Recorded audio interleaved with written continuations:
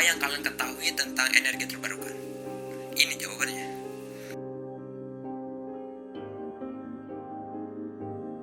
Well, mungkin kita tahu apa itu energi terbarukan karena kita sudah belajar dari SD banget. Dan kita bakal ngebahas itu di video kali ini. Sebagai yang kita ketahui, pembangkit listrik di Indonesia ada beberapa jenis. Ada pembangkit listrik tenaga uap, tenaga surya, tenaga nuklir, dan masih banyak lagi pembangkit listrik di Indonesia yang kita ketahui atau yang kita tidak ketahui. Tapi apa yang terjadi jika kita benar-benar kehabisan listrik di bumi ini? Ya, kehabisan listrik di bumi ini. Well, kita tidak luput dari penggunaan energi sehari-hari. Misalnya kita menggunakan laptop, lampu, ataupun kita sedang syuting hari ini, kita menggunakan lampu ini. Jadi mau bagaimana lagi? Menurut Liputan 6, Indonesia merupakan salah satu negara yang boros dalam pemakaian energi. Dari sisi demand, boros naik cepat suplai 95% dari energi fosil, minyak, gas, dan batu bara, sedangkan kita tahu energi fosil itu energi yang tidak terbarukan, hanya 5% yang tidak terbarukan. Menurut laporan hijau.com, masih ada 14 juta penduduk Indonesia yang masih belum mengakses listrik. Kita ranking ke-19 dari ke-20 negara. Hingga kini belum tersentuh penerangan dari perusahaan listrik negara PT PLN. Kondisi desa ini cukup memprihatinkan. Selain berada di daerah terpencil, desa ini juga belum mendapatkan jaringan listrik PLN yang bisa dimanfaatkan setiap saat. Sehari-hari warga mendapatkan penerangan dengan mengandalkan mesin genset. Namun karena keterbatasan bahan bakar, warga tidak bisa mendapatkan pasokan listrik dengan waktu yang lama.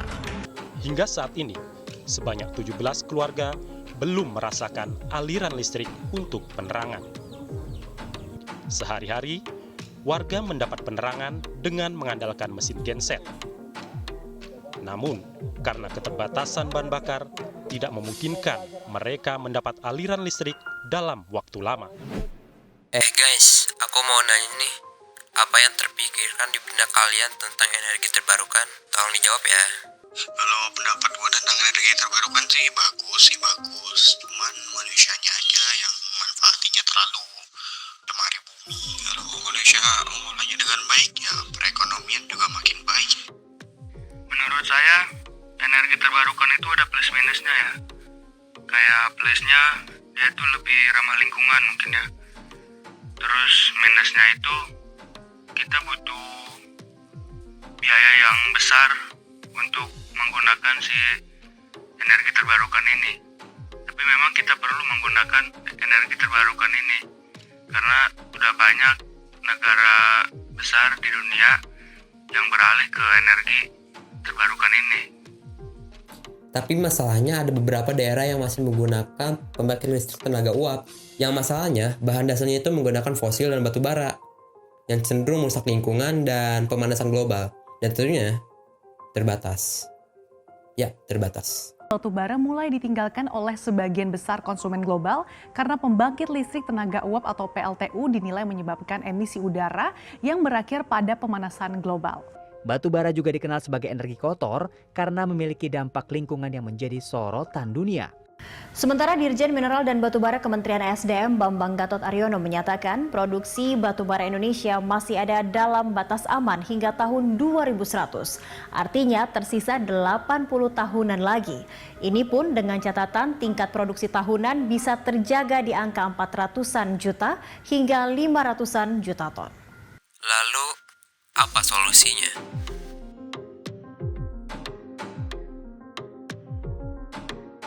Dan terciptalah Indonesia sedang mengembangkan energi terbarukan di beberapa pulau di Indonesia.